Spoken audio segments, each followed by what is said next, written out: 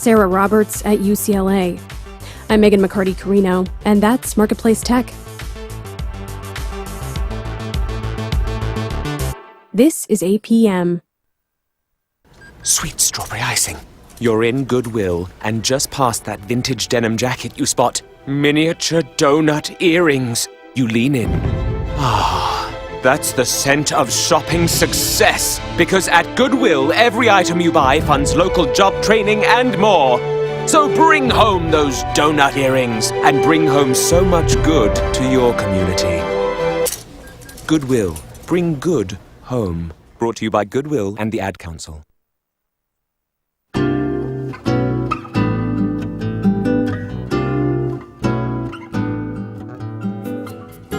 Joining me here in the studio to talk a little bit about her latest piece of performance artwork that's going to be in Farmington a week from Saturday. Rosemary Meza-DesPlas is here once again. Good morning. Thank you for coming back to KSJE. Hi.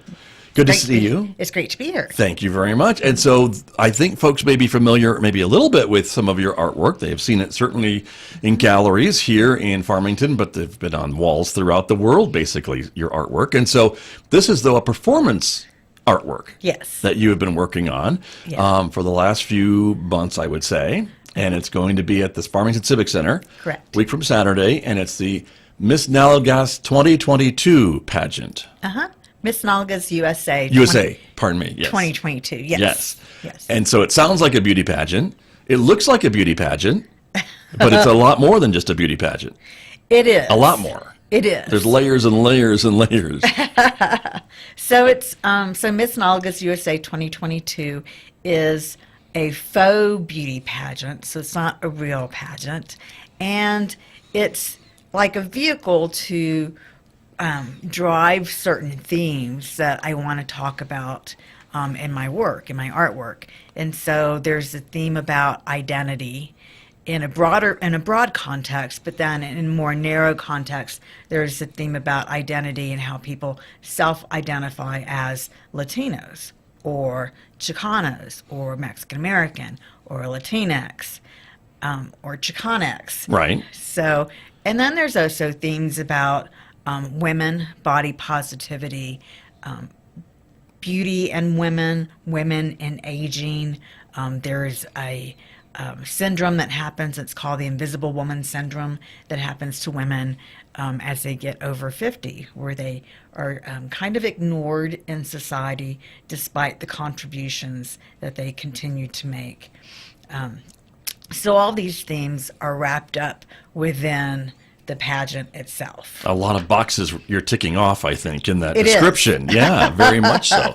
And it's by design. I mean, you have been working on this, as I mentioned, for a while, I think, to put all these elements into this performance and to hopefully spark some conversations even afterwards, right? In your audiences, at least that's what I get from it.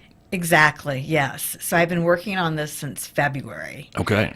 So it's a performance artwork, and so it's multimedia, it's interdisciplinary. Performance has a long history. It goes back to early 20th century with the Dadaists, and who included visual art, costumes, and poetry. And this performance is going to include music, poetry, visual arts, costumes, video, so it includes a lot of different visual and elements for the audience to kind of be hit with all at once. But I'm hoping that it does spark a dialogue about contemporary art, about identity, how you want to self-identify. And I think those are issues that are important not just in our community, but beyond our community as well. Sure. Well, I think they're global, right? Yes. At least I think so. And so with this, it's set up like a beauty pageant. Yes. And so folks will probably recognize some themes that we see or familiar with from beauty pageants. You've got judges, you've got contestants, you've got an MC. Yes. And so all these things kind of go together, but there's a lot of other things that are going on between the lines, I think, that folks are speaking and on stage as we watch this all take place. Correct. So there are 4 judges, and the judges are really kind of like a Greek chorus, And so the dialogue and their commentary and their interaction with the MC kind of sparks the themes and propels them along. And each judge has a certain type of character. And so one judge, she's like the hypercritical judge of all four of them.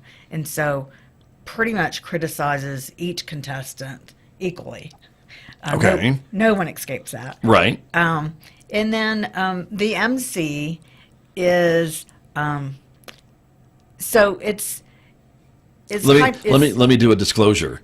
Let me do a full disclosure that you have cast me as the MC. Correct. And so from there, now you can describe the acting that I'll be going through to be the MC, right? Correct. Yeah. Okay. Correct. So the MC is, to the viewer, obviously an Anglo man, but pretending to be cast as a Mexican American or Latino, which is something that we see in film that happened in the past. Think of Al Pacino and Scarface, Marlon Brando. So lots of actors have done it, and there's even contemporary. This is something that keeps happening, right? And so there are efforts maybe to not have it happen so often, but it's still happening. But it still happens. Yeah. I'm trying to think of the example that happened recently, but it's not going to come to my mind right now.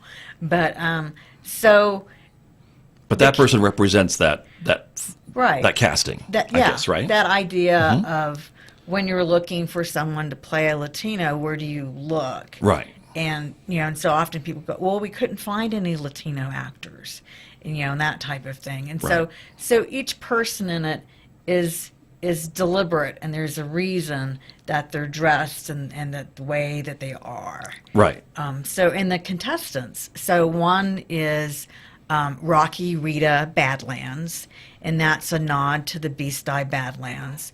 A lot of the dialogue is Farmington centric, if also New Mexico centric. So it's very much about this area. One of the other contestants is audacious Raquel Arches, who's from Aztec, New Mexico, and the forms on her costume that are on her shoulders actually are a reference to the arches in Aztec, New Mexico. We have a picture of that. Yeah. Oh, great. Costume right there. I was just Yeah. getting there to show. So that's part of it. And you've made these costumes, by the way. I think it's worth noting that you have taken dresses that you have found and added to or taken away or what have you to make them into what your vision is of what these costumes need to look like. Right. So I started with a base or a foundation dress and then manipulated it in different ways. And also each one has a hat. And my costume, I am refried rosy frijoles, and my costume has a fabric that I designed that has pinto beans on it. And my talent, there is a talent portion of the competition, as you expect in a beauty pageant. Like a pageant, that's true, right? Right, yeah. And mine is a spoken word piece, which is called Pinto Beans. And so the poem is a new one that I have not read before or performed before. And there's lots of references in it to New Mexico, but also references to my family and references to pinto beans. Okay, very, very good. And we've talked about at least me being cast with this in this performance, but there were a lot of other names that I think folks will recognize from the community that you have asked to be part of this as well. And so, talk to me a little bit about them. Okay, so Patrick Hazen, who is a photographer here in Farmington, is one of our judges, and Amanda Robles, who works here at San Juan College, is also one of the judges. One of the contestants is Karen Ellsbury from who had her gallery that was named after her, who's on Main Street and has a beautiful new space. Now called the Hart Gallery, I think, right? The Hart Gallery, yes. Right, on Main Street. And Lori Stevens, who is a archaeologist in this area, a longtime Farmington resident. And I would say everyone in it, I'm not a longtime Farmington resident, but everyone else in it certainly has a lot of roots in this community.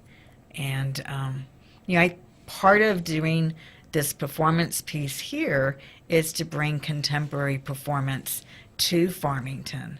You can go to Santa Fe and in Albuquerque and see performance art, but it's not something you would necessarily see in Farmington.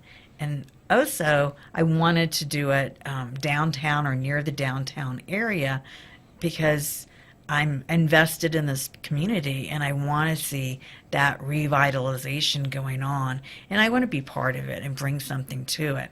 And so that's part of why it's here in Farmington. Right. And I see Doug Gonzalez's name on the list as well. Doug Gonzalez, who works for the community theater at Fort Lewis College. He formerly worked at the Durango Arts Center. And he's the only person in the group who actually is from Durango. It's okay to have an import, right? It is. It's okay to have Doug with us, too. That's yes. right. And the Zia Chicks. And our official band for Yeah. the performance is the Zia Chicks, who have been so wonderful to work with and who are so supportive of this project, as everyone who is involved has been. And so I'm very appreciative of that. But the Zia Chicks, their songs are important to the process of the pageant and the way that everything progresses and unfolds. And so they're very, very important to that. And more talented women on a stage. Yes. Yeah. Yes. That's no accident, I'm sure. No, it's not. Okay, see? Saturday, November 12th at 7 p.m. at the Yes. Farmington Civic Center. Mm-hmm. Is this a free admission event? It is a free event. Okay. I wanted to make sure that the event, that there was no economics involved in whether or not you could go and see a performance artwork. And so that's why it's free. So if you're a student and you're on a limited budget, you can still come and see this performance, a high school student. I will not say it is an all ages show, but not because there's anything naughty or Right. odd in it, but only because some of the themes are more adult themes, or I would say high school and above. And so if you brought a child, they might think some of it's funny, but I don't know if they would understand the satire or what the themes were necessarily about. But maybe that's a good point of conversation. True. That's true. Well, I think most parents kind of know what their kids can get and what's appropriate, right? Absolutely. But I think no one probably be turned away, I suppose, if parents come in with a child, they're welcome to come in. Absolutely. Yeah. Absolutely. And you have support, I know, on the poster too from the Fulcrum Fund. The Fulcrum Fund is distributed by 516 Arts in Albuquerque, and the funds come from the Andy Warhol Visual Arts Foundation and the Frederick Hammersley Community Foundation in Albuquerque.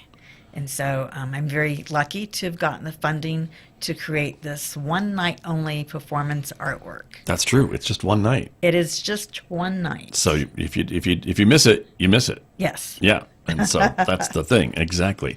And so for folks who aren't very up on their Spanish, Miss Nalgas, and I'm probably pronouncing that wrong, but I'm trying it as an Anglo guy trying to be a Hispanic guy. It's great. It's great. That's why Nalgas. That's why I was cast as the MC. Right. Nalgas is buttocks in Spanish. And so it's instead of Miss America, it's the Miss Buttocks pageant. Right. And in just a little bit of trivia, there's only been one Latina who has won Oh, the interesting. Miss USA pageant. So, Okay. and it has a history of, I think it's over 100 years or whatever. I think so. Yeah. Only one winner that was Latina. Okay. So, Interesting. Well, it's going to be a fun night, It is. an interesting night, a thoughtful night. yes. And I think it will spark a lot of conversations, as much of your artwork does, and I think that's by design as well. It is, absolutely. And so it's so great to have you in the community and have you sharing these pieces of art, these performance artworks with the community as well. So thank you for talking about it with me. Thank you. You're very welcome. That is Rosemary Meza-DesPlas. She is the creator of the Miss Nalgas USA 2022 pageant that is coming to the Farmington Civic Center. With me on KSJE. Travel is one of life's great rewards, and there's always something new to see and experience when you travel the world like I do. Hi, I'm Rick Steves.